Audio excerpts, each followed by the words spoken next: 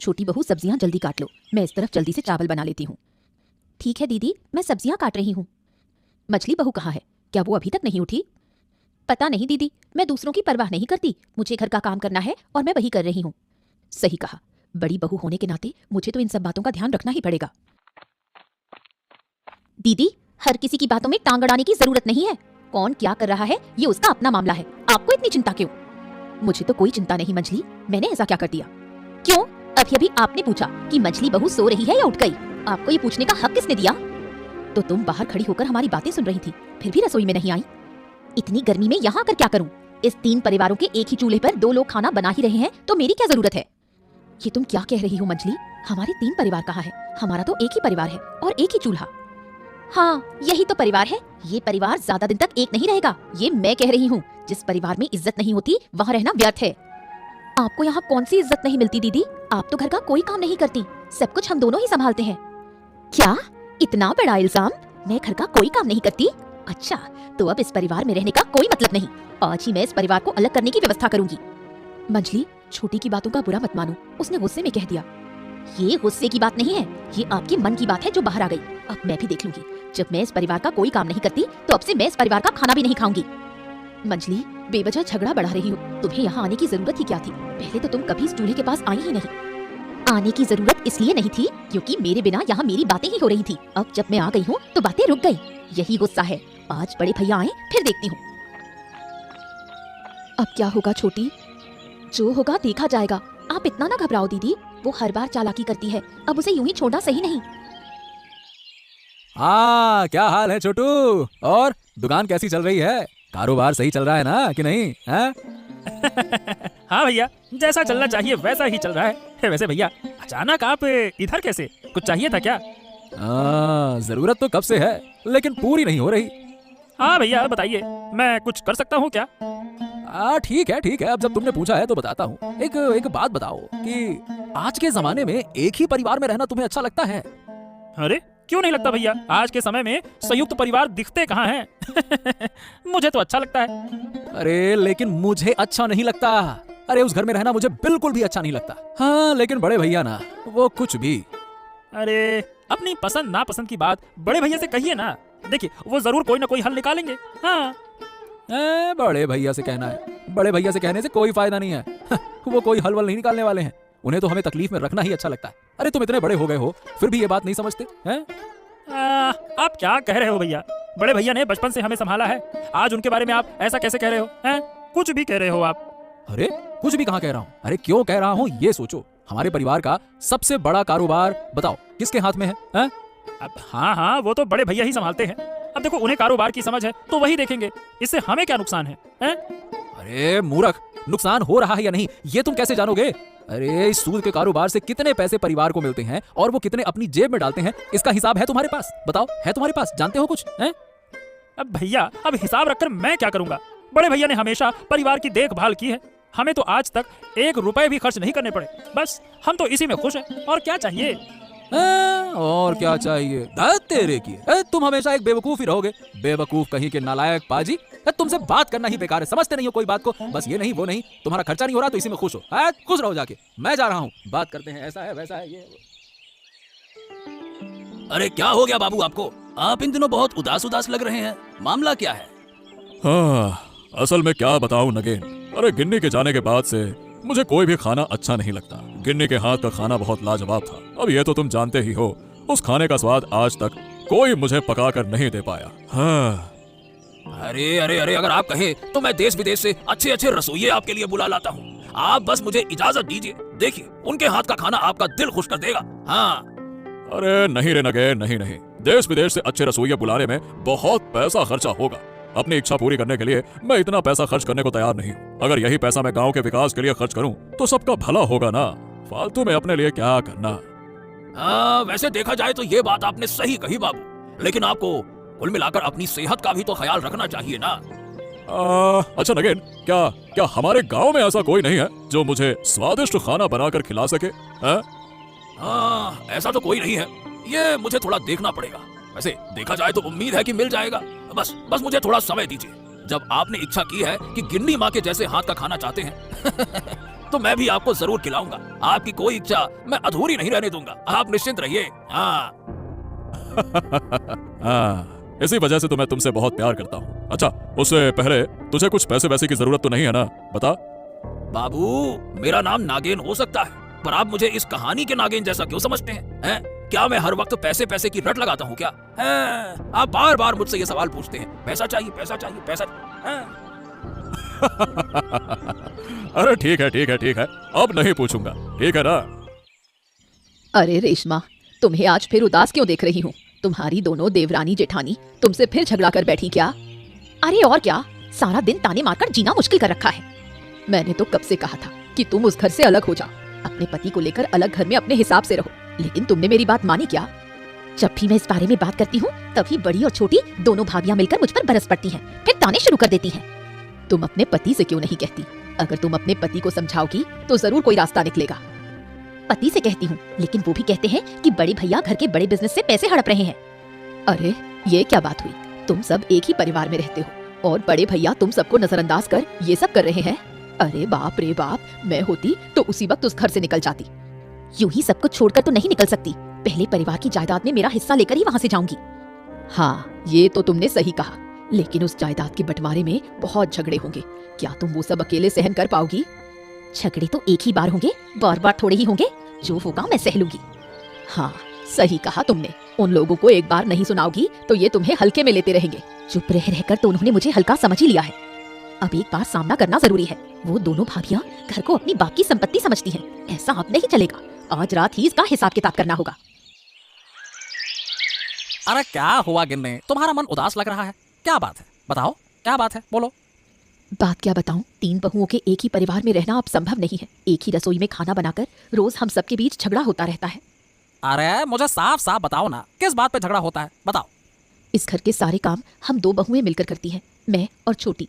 मंझली बहू कोई काम नहीं करती, उल्टा हमारे काम में कमियां निकालती रहती है। कब तक बर्दाश्त करूं? इंसान की सहनशीलता की भी कोई सीमा होती है। अरे गिन्ने, तुम इस घर के बड़े बहू हो, तुम्हें दूसरों के मुकाबले ज्यादा सहन करना पड़ेगा। हाँ, सहन तो कर रही हूँ, लेकिन कब तक? मंझली बहू अगर खुद को नहीं बदलेगी और ऐसे ही चलती रही तो परिवार में सुख शांति नहीं रह पाएगी। अब अगर हम कुछ कहेंगे तो बात और बिगड़ जाएगी। इसीलिए देखो, चुप रहकर सहन करना ही हमारी किस्मत है। समय आने दो, वो खुद अपनी गलती समझ जाएगी, है ना? इतना मत सोचो। मंझली बहू तो हमेशा हमें देखकर ताने मारती है। तुम इसका कोई हल निकालो, ऐसे तो नहीं चल सकता। तुम सही कह रही हो। मैं देखता हूँ कि मजले भैया अक्सर मेरी दुकान पर आकर बड़े भैया की बुराई करते हैं और मेरा दिमाग खराब करने की कोशिश करते हैं। क्या बोलूँ मैं? सच में? क्या कहते हैं? अरे क्या कहते हैं क्या, यही कहते हैं कि बड़े भैया हमारे व्यापार से बहुत सारा पैसा चुराकर अपनी जेब में डालते हैं। यही रट लगाए रहते हैं वो। कितनी झूठी बात है। बड़े भैया तो हमारे परिवार के लिए इतना कुछ करते हैं और उन्हीं के बारे में इतनी गलत बातें। अरे मैं तो मजले भैया की किसी बात पर ध्यान ही नहीं देता हूँ। उनका कोई काम ही नहीं है, बस मेरी दुकान पर आकर मेरे दिमाग में जहर भरने की कोशिश करते रहते हैं। मैं बड़ी मुश्किल से खुद को काबू में रखता हूँ। तो तुम उन्हें दुकान पर बैठने ही क्यों देते हो? वो दोनों एक जैसे हैं। अरे तो मैं उनके सामने कुछ नहीं कह सकता ना। अरे मैं बहुत कोशिश कर रहा हूँ कि छोटे को अपनी तरफ कर लूं, लेकिन वो है कि मेरी बात ही नहीं मानता, बेवकूफ कहीं का। लेकिन मुझे अब यहाँ अच्छा नहीं लग रहा है। जितनी जल्दी हो सके हमें इस परिवार से अलग करने का इंतजाम करो। अरे आज तो कुछ ज्यादा ही गुस्से में लग रही हो गिन्नी, क्या हो गया? दिन भर दूसरों की बातें सुनकर अच्छा नहीं लगता। 3 परिवार एक रसोई में खाना बनाते हैं और मुझे तो घुसने ही नहीं देते। वो दोनों अपनी मर्जी से काम करती हैं और जब मैं कुछ कहती हूँ तो सारी गलती मेरी होती है। अरे अरे अरे नहीं गिन्नी, अब और इस परिवार के साथ रहना मुमकिन नहीं है। कल ही मैं भाइयों से बात करूंगा और अब खुलकर बात करना जरूरी हो गया है। अरे मामला हद से बाहर जा रहा है। वो दोनों बहुएं हमेशा तुम्हारे पीछे पड़ी रहती हैं। ये नहीं वो नहीं, ऐसा नहीं वैसा नहीं, ये वो। अरे बस यार बस, अब ये सब कुछ बर्दाश्त नहीं होगा। हाँ, तुम कुछ करो, नहीं तो तुम्हारे दोनों भाई मुझे चैन से जीने नहीं देंगे। क्या बात है नगेन, तुमने कहा था कि कुछ दिन का समय लेकर मेरे लिए इस गांव से एक अच्छा रसोइया लाओगे। क्या हुआ उसका? मिला क्या? अब हाँ बाबू, मुझे याद है और लगता है कि मैंने आपके लिए एक अच्छा रसोइया ढूंढ भी लिया है। हाँ। क्या बात कर रहे हो, सच में? ऐसा क्या? हाँ बाबू, लेकिन एक समस्या है, उस समस्या का हल करना होगा। हाँ। अरे अब तुम ये किस समस्या की बात कर रहे हो? अरे बाबू, जिस परिवार की बात कर रहा हूँ उसमें है 3 बहुएं। सुना है कि मझली बहू का मन ठीक नहीं रहता। बड़ी बहू अच्छा खाना बनाती है और छोटी बहू सामग्री जुटाती है। अरे तो इसमें मेरी क्या दिक्कत है? मुझे तो बस अच्छा खाना चाहिए। मुझे क्या करना है, वो परिवार में क्या करते हैं? हाँ, आपको अच्छा खाना खाना है, तो उनके बीच मुकाबला करवाना होगा। हाँ। अरे नहीं नगेन, नहीं नहीं नहीं, मैंने तुमसे पहले ही कहा था कि अपनी इच्छाओं की पूर्ति के लिए मैं किसी का इस्तेमाल नहीं करूंगा। मैं अब भी उसी फैसले पर कायम हूँ। अरे ये सब नहीं करना मुझे। हाँ तो ठीक है बाबू, ठीक है, आपको मुकाबला नहीं कराना, मत कराओ, लेकिन आपको वहाँ जाकर उनसे कहना होगा कि आप सबसे अच्छा खाना चाहते हैं। हाँ। इसका इंतजाम मैं कर लूंगा, तुम इसकी फिक्र मत करो, बस मुझे वहाँ ले चलो, बाकी मैं संभाल लूंगा। हाँ हाँ तो ठीक है बाबू, चलिए, सुबह का वक्त है, चलकर थोड़ा टहल भी लेंगे और आपकी इच्छा भी पूरी हो जाएगी। चलिए। हाँ हाँ हाँ, चलो चलते हैं, चलो। दादा, मैं आपसे एक बात कहना चाहता हूँ। हाँ हाँ हाँ, कहो कहो, क्या कहना चाहते हो, बताओ। दादा, बात यह है कि मुझे और मेरी पत्नी को इस घर में रहना अच्छा नहीं लग रहा है। हम यहाँ से जाना चाहते हैं। अच्छा, जब तुम्हें यहाँ रहना पसंद ही नहीं है तो फिर मैं तुम्हें जबरदस्ती रोककर क्या करूँगा। मैंने ऐसा नहीं कहा कि आप मुझे रोकिए। देखिए, मैं तो यहाँ से जाऊंगा ही, लेकिन उससे पहले इस परिवार की संपत्ति का बंटवारा करूंगा और अपना हिस्सा लेकर जाऊंगा। हिस्सा? क्या मतलब? परिवार का बंटवारा?